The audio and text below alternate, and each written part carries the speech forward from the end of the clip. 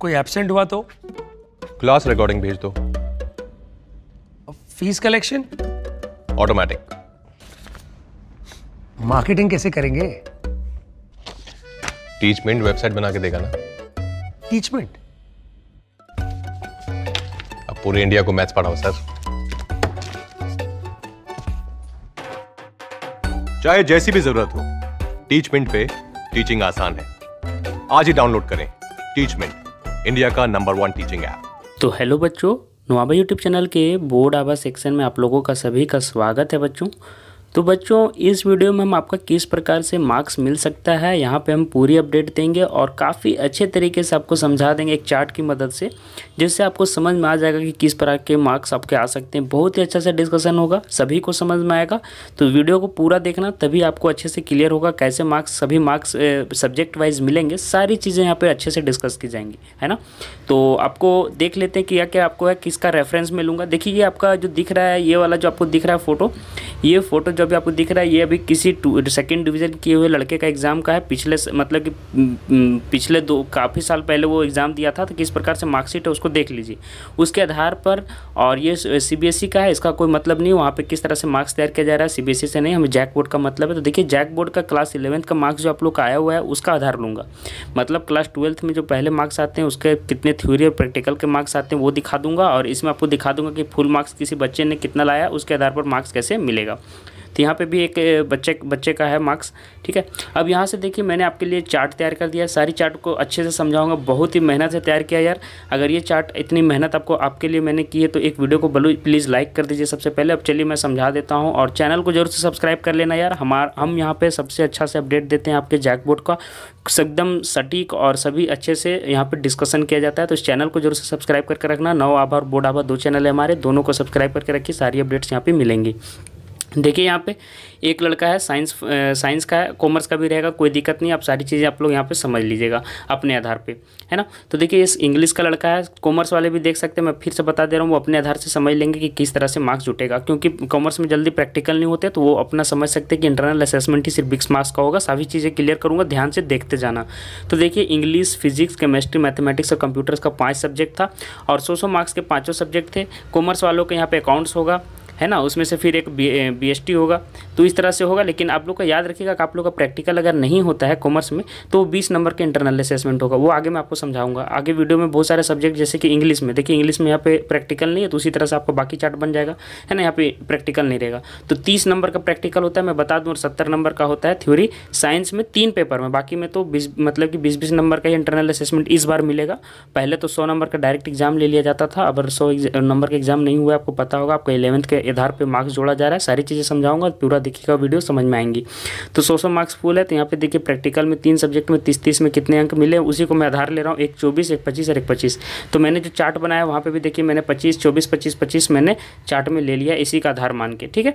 तो उससे कोई दिक्कत नहीं, बाकी बच्चों को भी समझ में आएंगी। तो देखिएगा, पूरी अच्छे से समझ में आ जाएगा। इंग्लिश में अगर यहाँ पे प्रैक्टिकल नहीं था तो पहले 100 में जो आता था, 100 में देखिए इसने 40 लाया तो 40 मिल गया। लेकिन अब इस बार आपको 20 नंबर का अलग से जुड़ेगा, जो कि क्या रहेगा, इंटरनल असेसमेंट। उसी तरह से देखिए, मैथमेटिक्स में नहीं है तो इसमें भी 20 नंबर का इंटरनल असेसमेंट जुटेगा, है ना। इस बार के बाद मैं कर रहा हूँ। तो इसी तरह से कॉमर्स वाला आप समझ सकते हैं कि ये दोनों सब्जेक्ट जैसे ही आपका सब में जुट जाएगा, डायरेक्ट 20 नंबर आपका इंटरनल असेसमेंट जुट जाएगा। लेकिन आप रेफरेंस के थ्रू यहाँ से अच्छे से समझ लीजिएगा। तो देखिए, ये इस प्रकार से मार्क्स लाया हुआ। अब इसका मेरा कोई काम नहीं, सिर्फ मैंने इसका प्रैक्टिकल का मार्क्स उठाया, और यहाँ से कोई काम नहीं है। इसने देखिए सेकेंड डिवीजन लाया था, टोटल ग्रैंड टोटल यहाँ पे देख सकते हैं कितना लाया था। अब चलिए, जो मैं चार्ट बनाया हूँ ये सीबीएसई का, इससे आपको कोई मतलब नहीं। अब देखिए, मैं इसका रेफरेंस लूँगा, तो ये वाला ध्यान सब लोग देखिएगा। इसका रेफरेंस लेके मैं बहुत अच्छे तरीके से समझाऊंगा, तो ध्यान से देखिएगा। एक बच्चा है जिसने देखिए 12th 11th का एग्जाम दिया, उसका सब्जेक्ट वाइज मार्क्स आप जरूर नोटिस कीजिएगा। प्रदीप कुमार नाम है ना। और देखिए, यहाँ पर नाम लाया, इंग्लिश में उसने लाया है 35, ठीक है। फिजिक्स में लाया है उसने 17, है ना।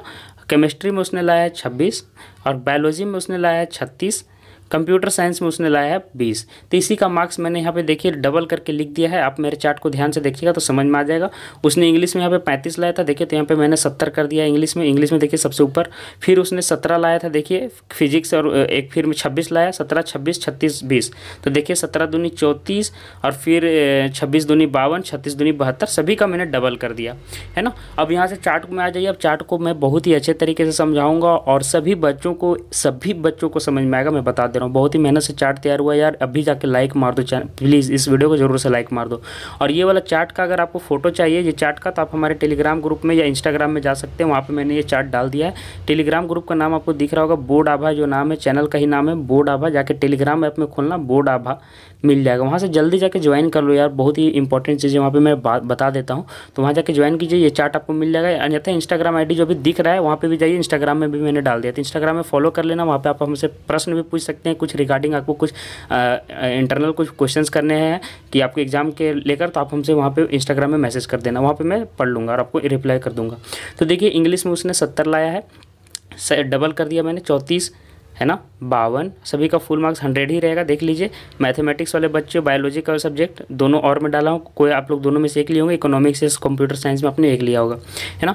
अब कौन कौन से सब्जेक्ट में प्रैक्टिकल आपको बता देता हूँ, साइंस वाले बच्चों के लिए, और कॉमर्स वाले तो किसी में भी ज़्यादा प्रैक्टिकल रहता नहीं है, और आर्ट्स वाले तो आप लोग भी यहाँ से जरूर समझ लीजिएगा, अच्छे से आराम से समझिएगा। तो देखिए इंग्लिश में इन लोगों का प्रैक्टिकल नहीं है, तो यहाँ कोई ब्लैंक चला गया। तो प्रैक्टिकल कौन कौन सा सब्जेक्ट में, फिजिक्स में है, केमिस्ट्री में है, बायोलॉजी में है, मैथ में नहीं रहता है, और कंप्यूटर साइंस में रहता है, इकोनॉमिक्स में नहीं रहता है, ठीक है। तो सारी चीज़ें समझ में आ रही होंगी आपको। तो देखिए अब किस प्रकार से आपको जोड़ा जाएगा बच्चों, जितने भी कॉमर्स और आर्ट्स वाले भी हैं, सारी चीज़ें ध्यान से समझिएगा, आपको भी समझ में आएंगी। बहुत ही साधारण भाषा में समझाऊंगा, एकदम लेमन भाषा में। तो देखिए 100 मार्क्स में इन्होंने 70 लाया है थ्योरी में।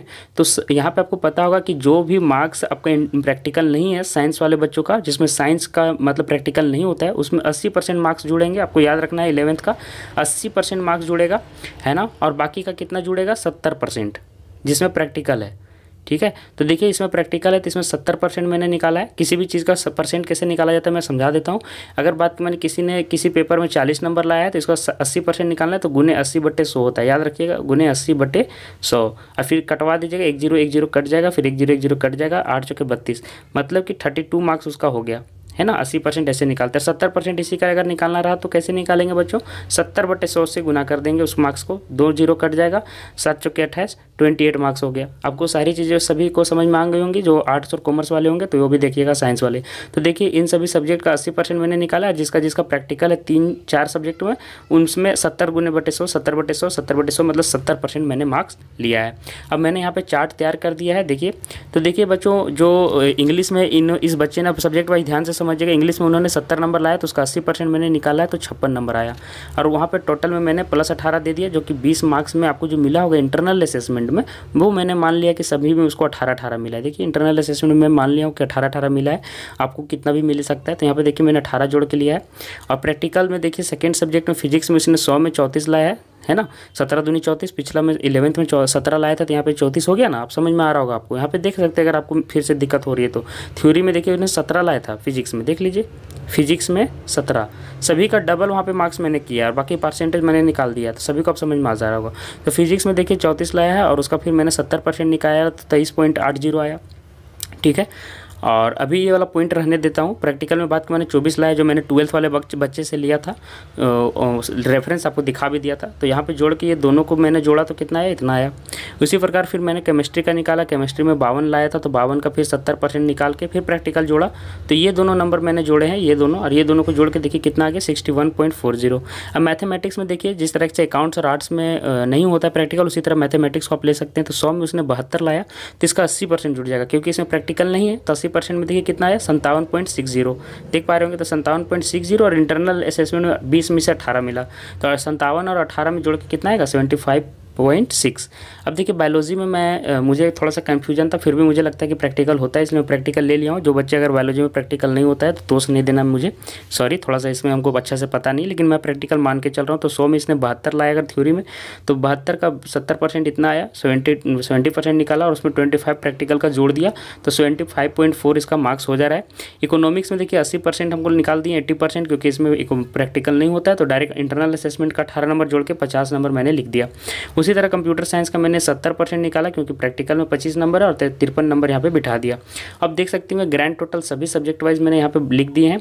अब यहाँ पे देखिए कोई बच्चा अगर मैथ्स और इको लिया है, मैथ्स और इको, तो मैथ्स और इको में यहाँ पे मैथमेटिक्स को टिक मारेंगे, बायोलॉजी तो उसने लिया नहीं, कट कर देंगे, और इकोनॉमिक्स लिया तो कंप्यूटर साइंस कट हो जाएगा, इकोनॉमिक्स। तो इस तरह से मैंने जोड़ दिया। देखिए सभी ऊपर वाले सेम है, सिर्फ इसमें 75.6 मैंने जोड़ दिया और 50 जोड़ दिया।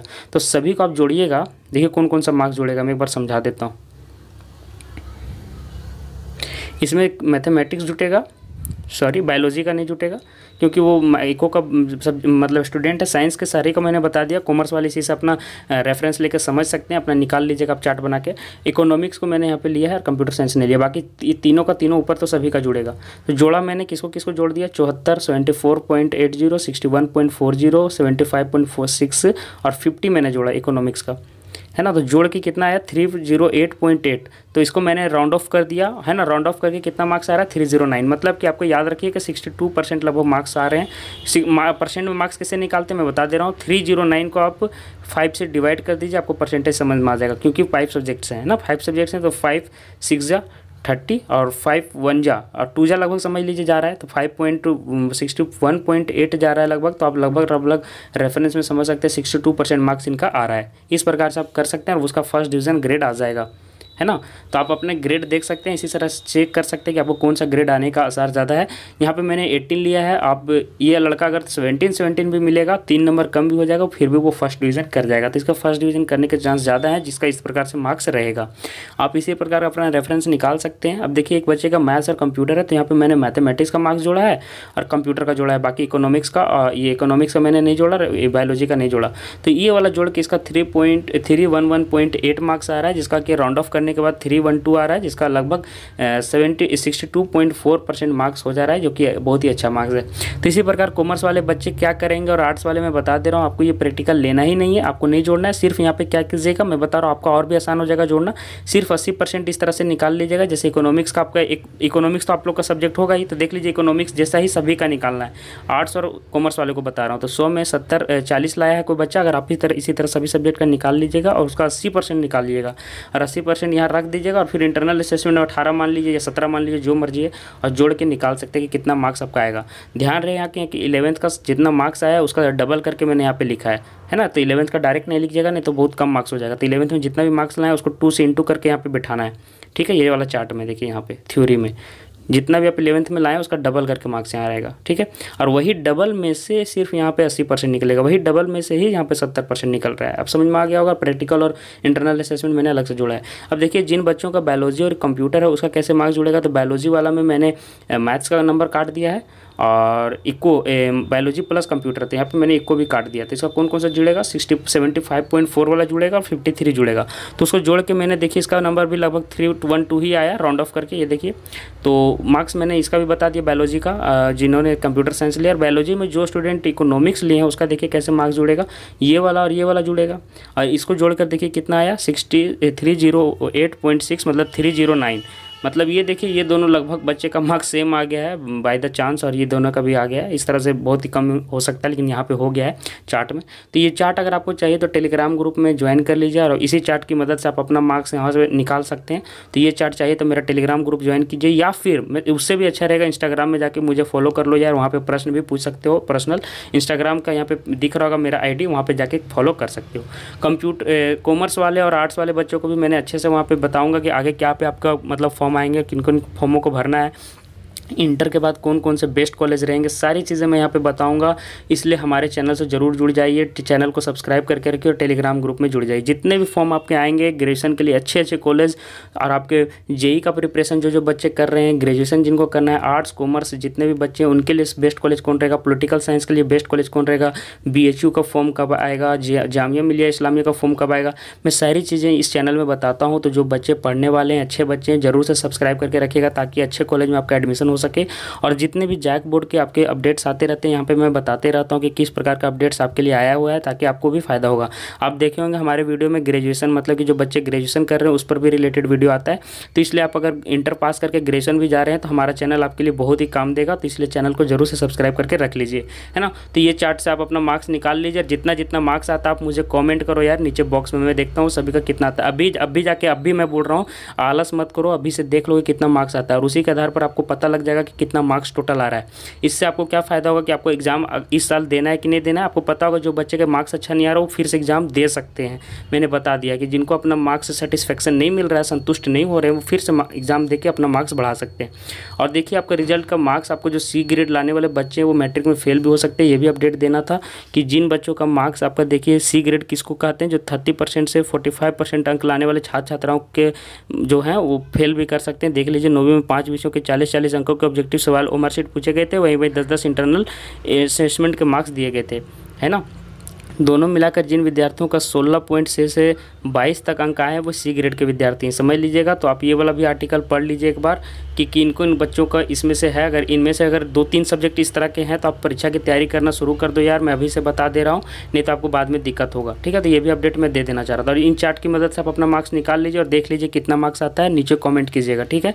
तो आज मैंने जितनी भी अपडेट्स थी काफ़ी अच्छे तरीके से आपको समझा दिया है। चैनल को सब्सक्राइब करो और आज के लिए बस इतना ही दोस्तों, जितने भी बच्चे हैं आप लोग सभी को आज के लिए बस इतना ही। धन्यवाद।